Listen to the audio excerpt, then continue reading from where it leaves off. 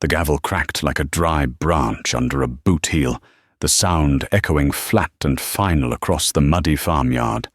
It was March of '73, and the air still held the raw, damp bite of a winter that didn't want to let go. Old Man Hemmings was selling out, a story as common as fence rust in those parts. His kids had gone off to the city, and his heart had given out one morning in the milking parlour. Now his life's work was being scattered to the four winds, piece by greasy piece. I was there, Jedediah Miller, standing near the back by a windbreak of tired-looking cedars. I wasn't there for the big-ticket items. My needs were simpler. I was hoping to pick up a decent four-bottom Oliver plough and maybe a set of cultivators for my Farmall M. My own were getting thin, the shares worn down to nubs after 20 years of slicing through our heavy clay loam. My farm, the 160 acres my grandfather broke with a team of mules, was paid for. The house I lived in, the one my father was born in, was paid for. And the iron I ran, most of it older than I was paid for. That was the Miller way. You don't own what you owe money on. The bank owns it. You just get to use it until you slip up. The auctioneer, a fast-talking man named Fitz, with a voice like a gravel road, was working the crowd, his chant a hypnotic rhythm of numbers and filler words. My eyes scanned the rows of machinery, a tired-looking Minneapolis Moline U, its yellow paint faded to the color of weak butter. A Ford 8N, small and nimble, but not enough tractor for my ground. Then, the bigger stuff. A John Deere 4020, clean for its age, that would bring a good price. And sitting right at the front, gleaming under the weak spring sun like a false promise, was a brand-new International Harvester, 1066, with the white Deluxe cab. It hadn't even seen a full season. Hemmings must have bought it right before he passed. That's when I saw him. Richard Peterson. Rick. He was leaning against the massive rear tire of the 1066, a smug little grin playing on his lips. Rick was everything I wasn't. He'd started farming 5 years back on a piece of ground his father-in-law, the town banker, had helped him acquire. He farmed an ever-expanding empire of rented and mortgaged land, always with the newest, biggest equipment. His philosophy was simple: leverage. Use the bank's money to make more money. Get big or get out. He'd said it so many times at the co-op coffee shop, it had become his mantra.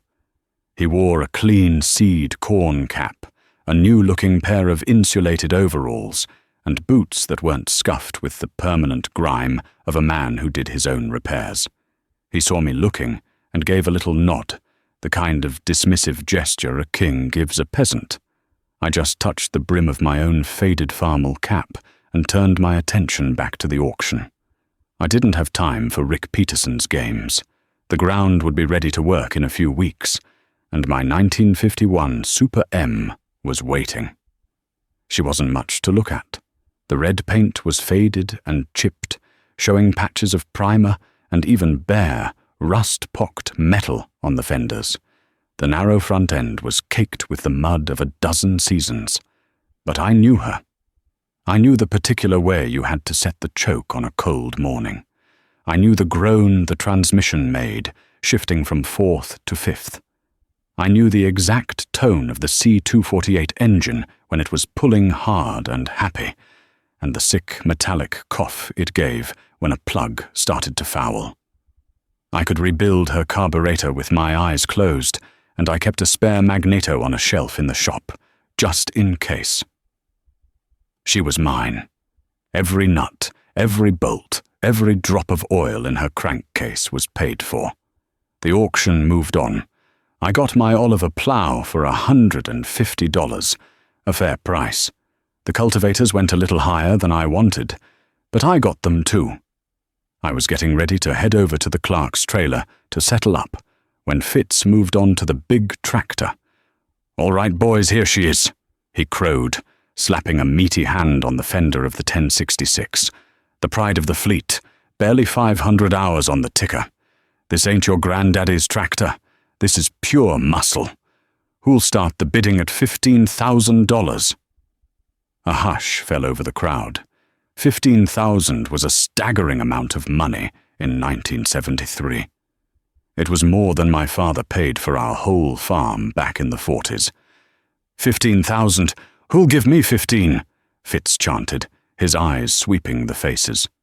15,000! A voice boomed from the front. It was Rick Peterson. He hadn't even waited for someone else to start lower. He stood up straight, arms crossed, daring anyone to challenge him. The bidding went up in $500 increments. A few of the other big operators in the county threw in, but they dropped out quick.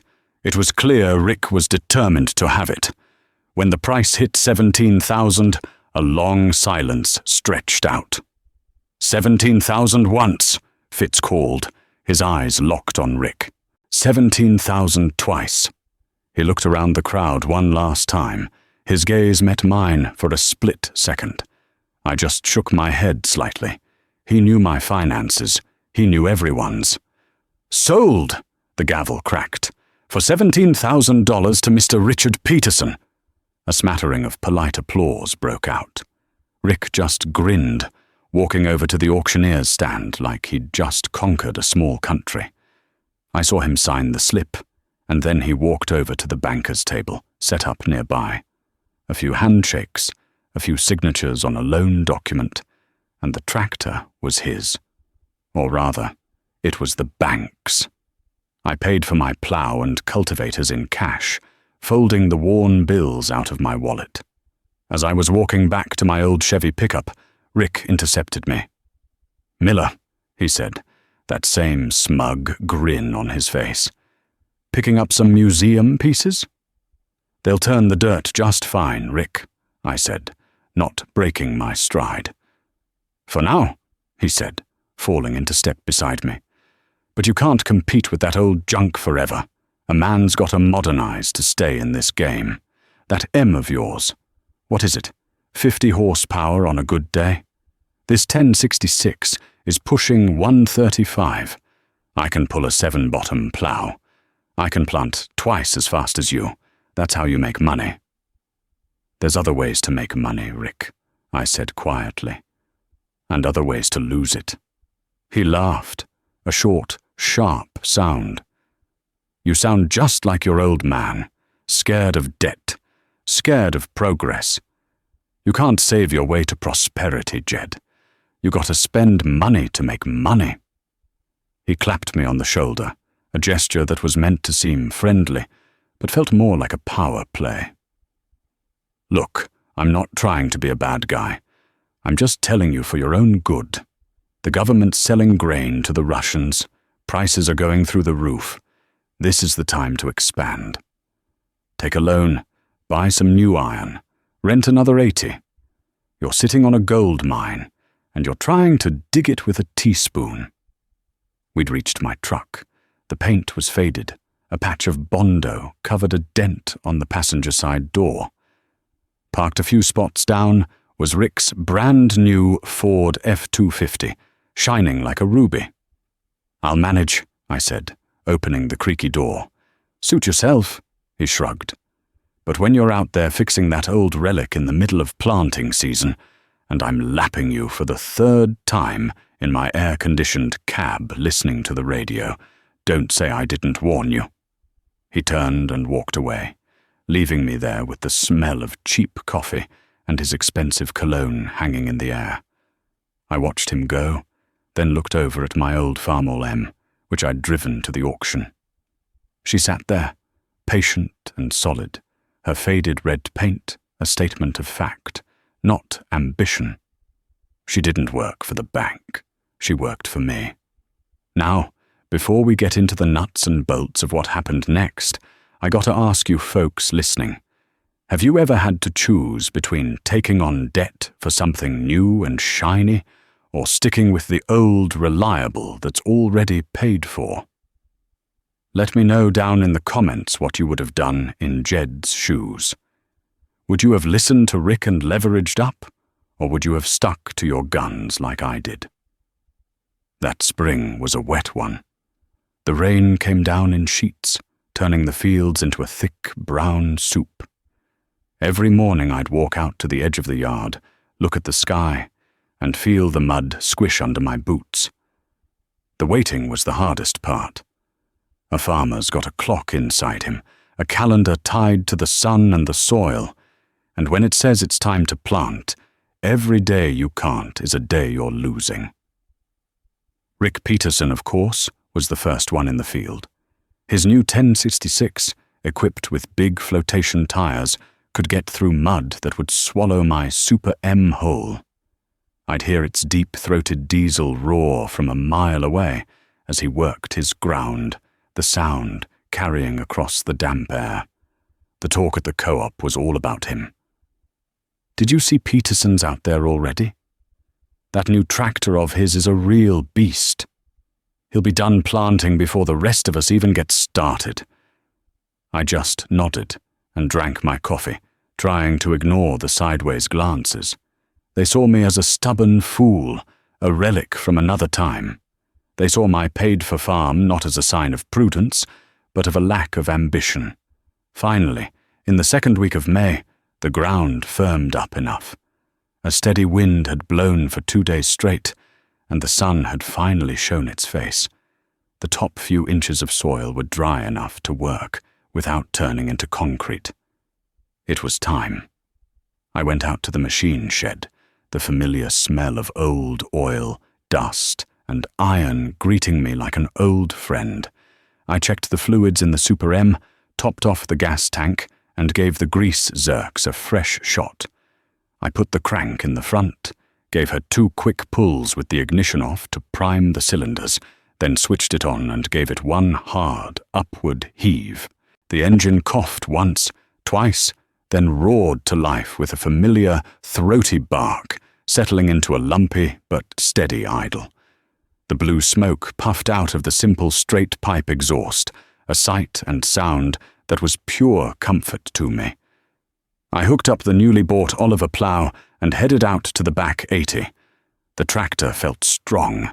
The plough bit into the black earth, the mould boards curling the soil over in a clean, dark ribbon. For 3 days I worked from sunup to sundown, the rhythm of the work sinking into my bones. The drone of the engine, the feel of the steel steering wheel vibrating in my hands, the smell of the rich, turned earth.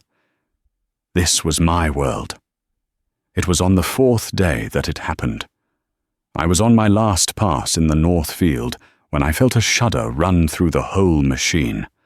The engine note changed, going from a healthy roar to a sick, clattering sound, followed by a loud bang and a plume of white smoke from the exhaust.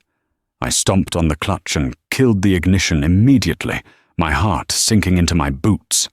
Silence descended, broken only by the ticking of the cooling manifold and the cawing of a distant crow. I knew that sound. It wasn't a fouled plug or a bit of bad gas. It was deep. It was internal. I climbed down from the steel seat and opened the side panel of the engine compartment. A fine mist of oil coated everything. I ran my hand along the block and found it. A crack in the head, right between the 2nd and 3rd cylinders. The bang had been the head gasket letting go completely, pressurizing the crankcase. It was bad. It was very, very bad. I stood there for a long time, looking at my dead tractor in the middle of a half-ploughed field, the sun beating down on my neck. I was 20 acres from being done with ploughing. After that came dissing, then planting. I was losing precious time with every tick of the clock. Just then, I heard the sound of another tractor. I looked up to see Rick Peterson driving his 1066 down the road that bordered my field. He was pulling a massive 24-foot disc, and he was moving fast.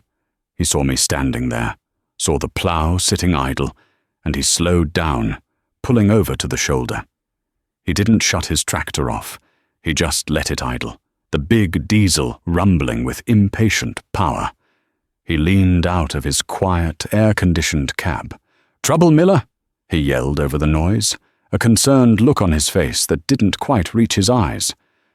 "Bit of a breakdown," I called back, my voice tight. "Look serious," he said, eyeing the oil slick. "You know, the IH dealer in town has a service truck. They could probably have a new engine dropped in for you. Cost you a bit, but you'd be back in the field in a week." "I'll handle it," I said, my pride stinging. "Suit yourself," he said with a shrug that I could feel even from 50 yards away. "But that corn's not going to plant itself." He put his tractor in gear and roared off, leaving me in a cloud of diesel smoke and dust. The message was clear. My old ways had finally failed me. The whole county would know about it by morning. I walked the 2 miles back to the house, my mind racing. A new head, if I could even find one for a tractor this old, would cost hundreds. Having the dealer do it would cost thousands. Money I didn't have just lying around. There was only one option. I had to fix it myself. The next morning, I borrowed my neighbor's little Ford 8N and a chain to tow the dead Farmall back to the shop. It was a slow, grim procession. Then the real work began. It was a greasy, gut-busting job. I drained the oil and the coolant, the fluids running out in a sickening, milky mix that confirmed the gasket was blown to pieces. I disconnected the fuel line, the throttle linkage, the radiator hoses. I unbolted the heavy cast-iron manifold, each bolt groaning in protest after decades of heat cycles. Finally, it was time for the head itself. I used a long breaker bar, my muscles straining as I broke the torque on the heavy head bolts, following the reverse sequence from the old service manual my father had kept. With the last bolt out, I carefully lifted the massive chunk of iron off the block. It weighed close to 100 pounds, and I staggered with it over to my workbench. The diagnosis was just as I'd feared. The head gasket was shredded between cylinders 2 and 3, and there it was, a hairline crack running from the spark plug hole to the exhaust valve seat on number 3. It was junk. For 2 days, I was on the phone. I called every tractor salvage yard in a 3-state radius. Most of them just laughed. "A head for a Super M? Son, we ain't seen one of those in 10 years. I was starting to lose hope. The weather was perfect for planting, and my field sat there, black and unseeded. I could feel the season slipping through my fingers like dry soil. Finally, a call to a small, family-run yard in northern Missouri paid off. The old man who answered the phone grunted. "Yeah, I think I got one of them off a 52 we scrapped last year," sitting out back in the weeds. "Is it any good?" I asked, my heart pounding. "Don't know. You'd have to come see for yourself. I'll take $50 for it." It was a 4-hour drive each way. I didn't hesitate. I threw some tools in the back of my Chevy and took off. The yard was a graveyard of rusting iron, a testament to decades of agricultural progress and failure. The old man led me to the back and pointed at a grease-caked engine block half swallowed by prairie grass. There it was. After an hour of wrestling with rusty bolts, I had the head off. I cleaned it up as best I could and used a straight edge to check for warpage. It was flat. No visible cracks. It was a long shot, but it was the only shot I had. I paid the man his $50 and drove the 4 hours back home, the precious piece of cast iron wrapped in burlap sacks on the seat beside me. I spent the entire next day in the shop, meticulously cleaning it. I lapped the valves, grinding them into their seats with compound until they were perfectly sealed. I cleaned the block surface until it shone, scraping off every last remnant of the old gasket. I checked the flatness of the block deck with my straight edge and feeler gauges. Everything had to be perfect. one tiny piece of grit, one low spot, and the new gasket would fail. By the time I was ready to put it all back together, my hands were raw, my back ached, and I was running on coffee and sheer stubbornness. I carefully placed the new head gasket, coated with a thin layer of copper sealant, onto the block. Then, with a grunt, I lifted the reconditioned head and gently lowered it onto the studs. The real test was the torquing sequence. I followed the pattern in the manual, tightening each bolt a little at a time in a spiral pattern, first to 50 foot-pounds, then to 75, then the final torque of 95. Each turn of the wrench was a prayer. It was nearly midnight when I finished reassembling everything. Covered in grease and exhausted to the bone, I put gas and fresh oil in her, filled the radiator with water, and stood back. This was the moment of truth. I put the crank in, took a deep breath, and gave it a pull. The engine spun, coughed, and then, miraculously, it caught. It wasn't a smooth idle. It missed and sputtered, but it was running. I let it warm up, tweaking the carburetor adjustment screw until the sputtering smoothed out into that familiar, lumpy rhythm. I checked for leaks. No water in the oil. No oil in the water. No smoke from the exhaust. I had done it. My hands, my tools, and a $50 piece of junk from a scrap yard had brought my tractor back from the dead. I had won. But I had lost a week of perfect planting weather, a week that Rick Peterson and his new 1066 had used to their full advantage. The next few years were a blur of hard work and high prices. The Russian grain deal, as they called it, had sent corn and soybean prices into the stratosphere. Land that had sold for $500 an acre in the 60s was suddenly fetching $2,000, then $3,000. The old-timers shook their heads, saying it couldn't last. But the younger guys, the ones like Rick Peterson, saw it as a new golden age. Rick was the poster boy for the boom. He used the equity in his rapidly appreciating land to borrow more, buy more, and expand more. His new 1066 was traded in for a brand new IH Wasurhin 66, and then a year later for a John Deere 4630 with duals. He bought the 80 acres to the east of me, then the quarter section to the north. His operation swelled to over 1,000 acres. He had new grain bins with automatic augers, a new machine shed big enough to park a bomber in, and a new ranch-style house for his wife. At the coffee shop, he was treated like a prophet. He'd hold court, talking about futures markets, hedging, and depreciation schedules. He'd clap men on the back and say, "You got to be in it to win it. The bank is your best friend right now." And me? I was the village idiot. I kept farming my same 160 acres. The profits were good, better than my father had ever dreamed of. But I didn't leverage them. I didn't rush out to buy the neighboring farm when it came up for sale. Instead, I used the money to pay down my small operating loan from the Production Credit Association. I put a new steel roof on the barn. I bought a slightly used John Deere 730 diesel, the old Johnny Popper, to help the Super M with the heavy tillage. It was a good, solid tractor from '59, and like everything else, I paid cash for it. To everyone else, it looked like I was squandering the opportunity of a lifetime. More than once, my neighbor Earl stopped by, leaning on the fence while I was working on my machinery. "Jed," he'd say, spitting a stream of tobacco juice, "that Peterson kid is buying up everything that ain't nailed down. You're going to get left behind.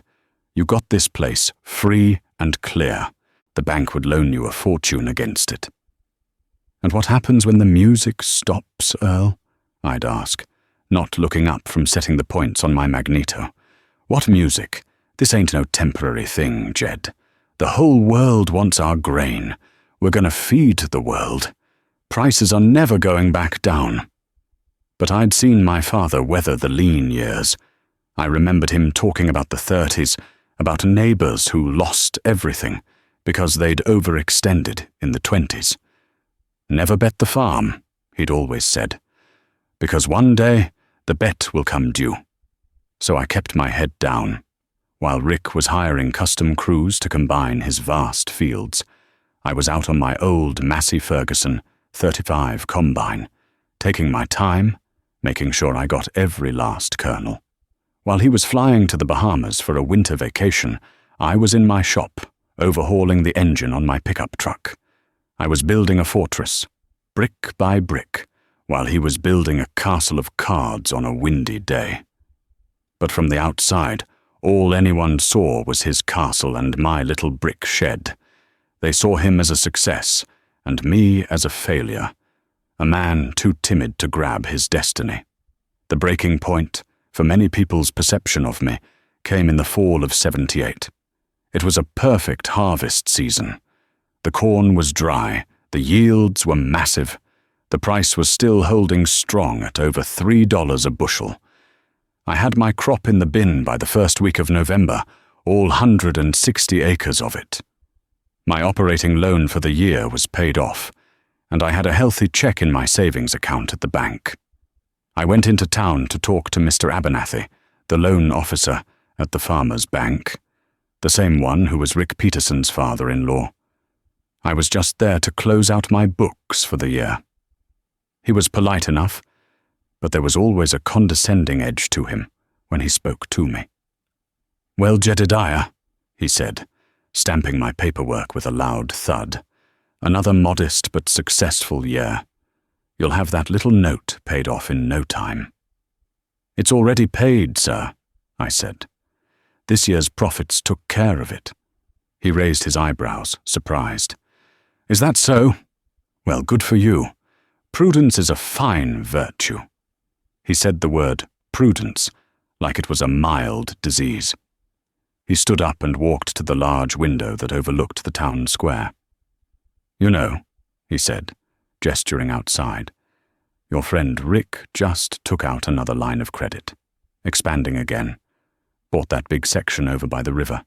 He's projecting a gross income next year that's, well, it's quite impressive." As if on cue, a massive, brand-new piece of equipment came rumbling past the bank. It was a John Deere 8640, one of the new four-wheel drive articulated models, a true monster of a tractor, pulling a chisel plow so wide it took up the whole street. And in the cab, sitting high above everyone else, was Rick Peterson. He glanced over at the bank, saw us in the window, and gave a little wave and a confident smile. Abernathy smiled back proudly. He's a go-getter, that boy. Understands modern agricultural finance. The interest rates are climbing, sure, but with prices like these, it's a no-brainer. He's locking in his profits for years to come. I just stood there, watching that giant green machine disappear down the street. It looked powerful. It looked invincible. It looked like the future. And my little Farmall Super M, sitting in my shed, suddenly felt very, very old. "He's a smart man, Jed," Abernathy said, turning back from the window. "You could learn a thing or two from him." I didn't say anything.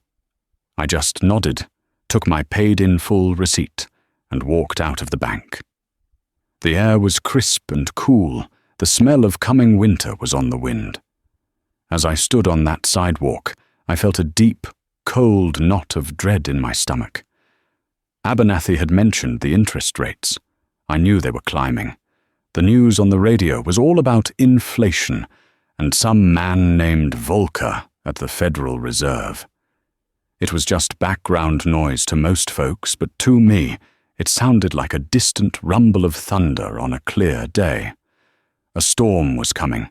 I didn't know when, but I knew it was out there, and I wondered just how many people were building their houses right in the middle of the floodplain. The rumble of thunder I'd felt in my gut that day at the bank arrived in January of 1980. It didn't come from the sky, but from the crackle of the radio on the kitchen counter. President Carter was on, his voice grim, announcing an embargo on grain sales to the Soviet Union because of their invasion of Afghanistan. It was a decision made in a white building 1,000 miles away, but it hit our county like a tornado. The next morning at the co-op, the price of corn on the board had dropped 50 cents. By the end of the week, it was down a full $1. The foundation of our prosperity, the thing everyone had bet their future on, had crumbled overnight. That spring, the sky turned against us too. The rain just stopped. Day after day, a hot, dry wind blew out of the south, sucking the moisture from the ground. The corn I planted came up thin and pale, the leaves curling in on themselves by midday to save what little water they had. It was the kind of drought that broke your heart, watching your year's work wither on the stalk. The mood in town turned sour.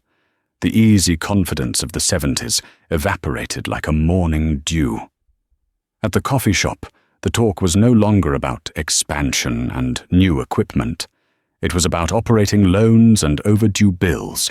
The strain was showing on everyone, but most of all on Rick Peterson. He had the most to lose. His whole empire was built on high volume and high prices. With prices in the gutter and a drought cutting his yields in half, his cash flow must have been a torrent of red ink. He still drove his big equipment, but the confident wave was gone. He looked trapped inside the quiet cab of that massive John Deere 8640, his face a mask of worry. The fuel truck was at his place twice a week, pumping hundreds of gallons of diesel into that thirsty, articulated beast. My 2 little tractors, the Super M and the Johnny Popper, could run for a week on what that thing burned in a day. My costs were a fraction of his, but his yields, even in a drought, were spread over 10 times the acres. I didn't know if he was going to make it. The first real crack appeared that fall, during tillage. I was out on my JD 730, pulling my old Oliver plow, the steady pop, pop, pop of its 2-cylinder engine, a comforting rhythm in the quiet autumn air. I saw Rick in the field across the road, his 8640, pulling a huge 25-foot chisel plow, tearing through the dry ground at high speed. He was a man in a hurry, trying to outrun his balance sheet. Then, halfway across the field, the giant tractor just stopped. The engine was still running, but the machine sat motionless. I watched as Rick tried to move it, the engine revving, but nothing happened. I saw him get out, walk around it, kick one of the giant tires in frustration, and then get back in. Nothing. I finished my pass and shut my tractor down at the fence line. The silence felt heavy. After a few minutes, Rick climbed down from the cab and started walking toward the road. He looked defeated. "Trouble?" I asked as he approached, trying to keep the satisfaction out of my voice. It wasn't his failure I enjoyed, but the vindication of my own quiet fears. "Hydraulics," he bit out, not looking at me. "Thing won't move. Transmission's locked up or something. The computer screen in the cab is flashing some code I've never seen." Computer screen. The words sounded alien to me. My tractors had gauges and levers. If something went wrong, you could usually trace the problem with your eyes and hands.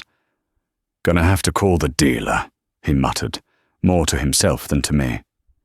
"They'll have to send the service truck out from the city." He walked off down the road toward his house, his shoulders slumped. The next day, the big yellow service truck from the John Deere dealership was there. 2 mechanics in clean coveralls worked on it all day. They had diagnostic tools and laptops they plugged into the tractor's wiring harness.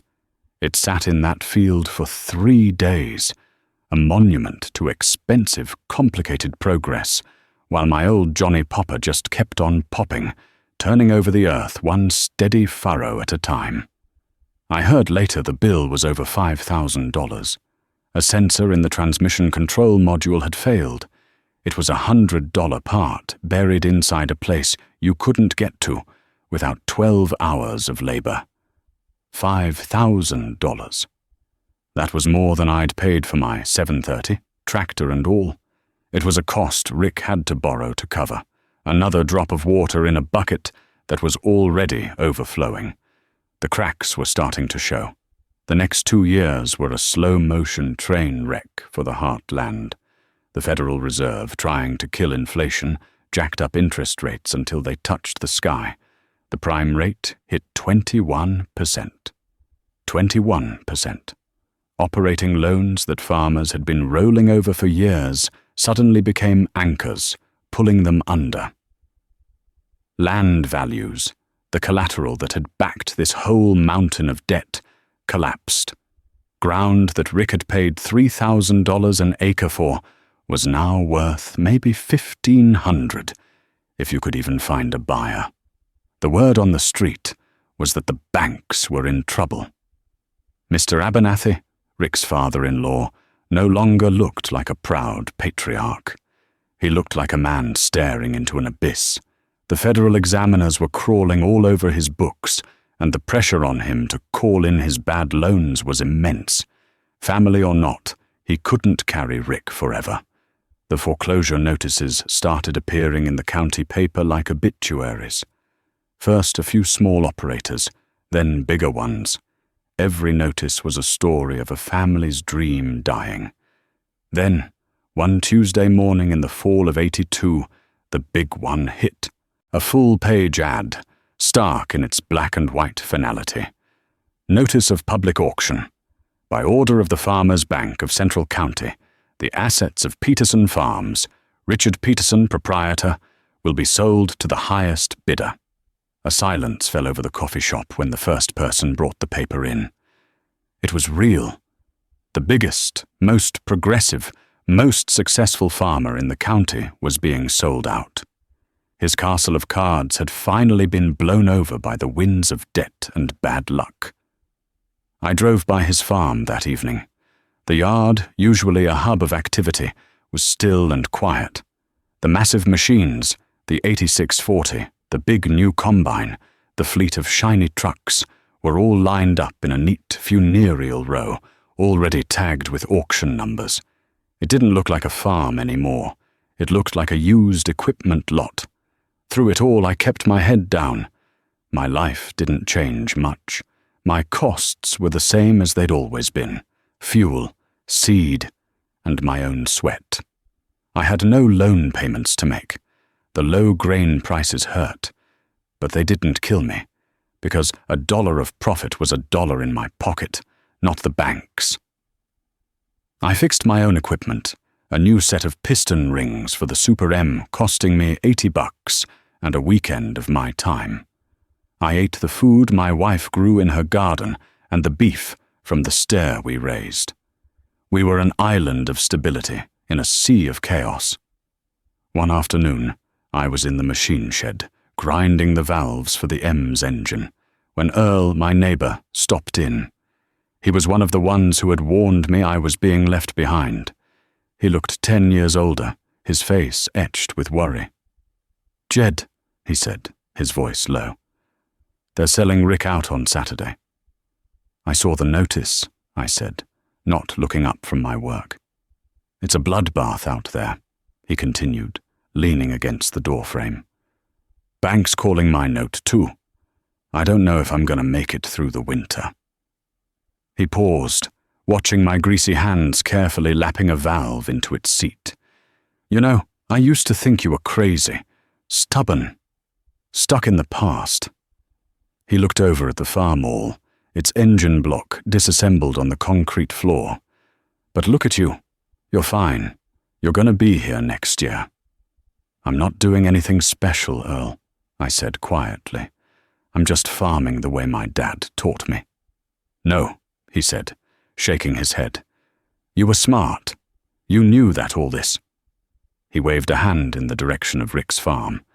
"All this new, shiny stuff wasn't really ours. It belonged to the bank. We were just renting it." He looked at my old tractor. That thing is yours. Nobody can take it from you. He turned and left, and I was alone again, with the smell of grinding compound and old iron. I hadn't been smart, I'd just been scared. Scared of debt, scared of losing what my grandfather had broken the sod for with a team of mules. And in the end, that fear had saved me. The day of Rick Peterson's auction was cold and grey, with a bitter November wind that whipped across the bare fields and cut right through your coat. It felt appropriate. This wasn't a celebration of a man's life's work like Old Man Hemmings's sale. It was a funeral. The crowd was large, but quiet and somber. They were Rick's friends and neighbours, men who had shared coffee with him, men who had envied him, and now men who were here to watch his empire be dismantled, piece by piece. They were also there because they were terrified they might be next. I saw Rick standing off to the side with his wife, near the machine shed. He wasn't the confident, swaggering man who had bought the 1066 9 years earlier. He was hollowed out, his expensive jacket hanging loose on his frame, his face pale and drawn. He looked like a stranger in his own yard. His father-in-law, Mr. Abernathy, was there too, standing with the auctioneers and the bank representatives, his face a grim, professional mask that couldn't quite hide the shame. The auctioneer started with the small items, but everyone was waiting for the big iron. When they finally got to it, a palpable tension filled the air. They brought out the John Deere ATR 640 first. It was only 4 years old, a gleaming giant that had been the symbol of Rick's success. "All right, folks, what am I bid for this beautiful piece of machinery?" the auctioneer chanted, his voice trying for an enthusiasm that no one felt. "Barely 2,000 hours on it. Who'll start it at $50,000? That's half what it cost new." Silence. A dead, heavy silence, broken only by the whistling wind. $50,000 might as well have been $1 million. No one had that kind of cash, and no bank in the county was lending a dime for farm equipment. "40,000, the auctioneer pleaded. "Give me 40. More silence. The bankers huddled together, whispering furiously. Finally, one of them nodded to the auctioneer. "All right, the bank is in at $30,000 to protect their investment," the auctioneer announced, his voice flat. 30,000 once, twice, sold to the farmer's bank. And so it went. The massive combine, the big planters, the grain trucks, all sold back to the bank for a fraction of their value. It was a massacre. The machinery that was supposed to be the engine of prosperity had become a collection of worthless, debt-ridden monuments. I didn't bid on any of it. It wasn't my world. But near the end of the sale, they brought out an old, forgotten-looking grain wagon with wooden sides, tucked away behind the shed. It was the kind of thing Rick probably hadn't used in years. The auctioneer couldn't get a bid. "Who'll give me $100 for it?" he asked, exasperated. 50, I said, my voice clear in the quiet. "I've got 50. Who'll give 60? He looked around. No one moved. "Sold. For $50.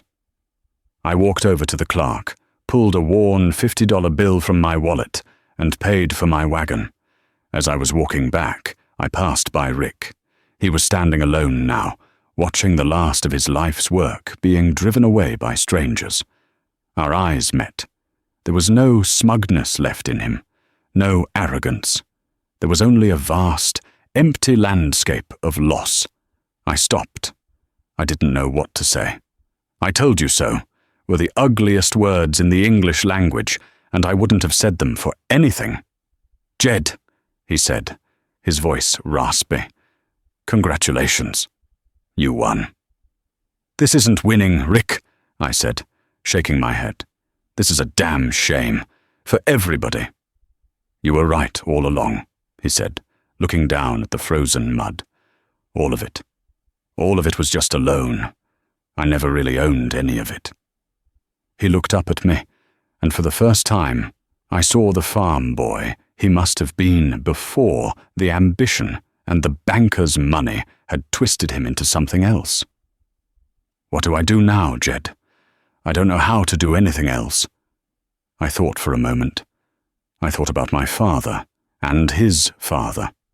I thought about the land, which didn't care who owned it, only who worked it. "The bank took that 80 of yours north of me, didn't they?" I asked. He nodded numbly. "I'm going to go see your father-in-law on Monday," I said. "I'm going to offer him cash for it, a fair price, what it's worth today. I've got the money saved up. It's not much, but it's mine." He looked at me, confused. "Why?" "Because it's good ground," I said, "and because I'll need someone to help me farm it. I can't handle another 80 acres with my old equipment all by myself. I'll need a good man, someone who knows that piece of dirt." I looked him straight in the eye. "I'll give you a third of the crop for your share of the work. You can use my equipment. We'll work it together." Tears welled up in his eyes. He tried to speak, but the words wouldn't come. He just nodded, a quick, jerky motion. It wasn't a handout. It was a chance. A way to stay on the land, to work with his hands, to feed his family, and to start over without a mountain of debt on his back. It was the only thing I could offer, and it was the only thing he truly needed. The years that followed were lean, but they were good. I bought that 80 from the bank, and Rick and I farmed it together. The arrogance was gone, replaced by a quiet competence. He was a good farmer, a hard worker, when he wasn't trying to build an empire. We brought both my 160 and his old 80 back to life, not with brute force and massive machinery, but with care. The community slowly healed. Some folks lost their farms and moved away. Others, like Earl, managed to hold on by the skin of their teeth. The talk at the coffee shop changed for good. The new heroes weren't the guys with the biggest tractors, but the ones with the oldest, cleanest balance sheets. My name was sometimes spoken with a kind of quiet reverence, which always made me uncomfortable. I hadn't done anything heroic. I'd just held on. My son, David, grew up during those years. He was a farm boy through and through, with an innate love for the land and the machinery that worked it. When he was 16, I found him in the shop one evening, a service manual spread open on the workbench, the carburetor from the old Super M in pieces in front of him. "Figured it was time I learned how this thing works," he said, not looking up. I stood beside him, picking up the float bowl. "It's simple, really," I said. "Not like those new ones with all the electronics. You can fix anything on this old girl with a wrench and a screwdriver." I pointed to the faded red paint on the tractor's hood. "You see this tractor, son? It was built in 1951. It's seen good times and bad. It's plowed through droughts and wet springs. But you know the most important thing about it?" He looked up at me, his eyes curious. "It doesn't work for the bank," I said. "It works for us. It's ours. As long as you remember the difference between what you own and what you owe, this farm will be here for you, just like it was here for me, and for your great-grandfather before me." He nodded, a slow, thoughtful expression on his face. He understood. The lesson wasn't about mechanics, it was about life. I'm an old man now. My hands are gnarled and stiff, but I still walk the fields. David runs the farm and he runs it well. He's added a few more acres over the years, paying cash for everyone. He has some newer equipment, but tucked away in the back of the main shed, cleaned and polished, is the old Farmall Super M. He takes it out once in a while for parades, or to pull a hay wagon. Sometimes, in the quiet of a summer evening, I sit on the porch and listen. And if the wind is just right, I can hear the familiar, lumpy idle of that old C248 engine as David putters around the yard. It's more than just the sound of a tractor. It's the sound of survival. It's the sound of prudence. It's the sound of a legacy, paid for not with borrowed money, but with hard work, patience, and the simple, enduring wisdom of the land. It's the sound of home,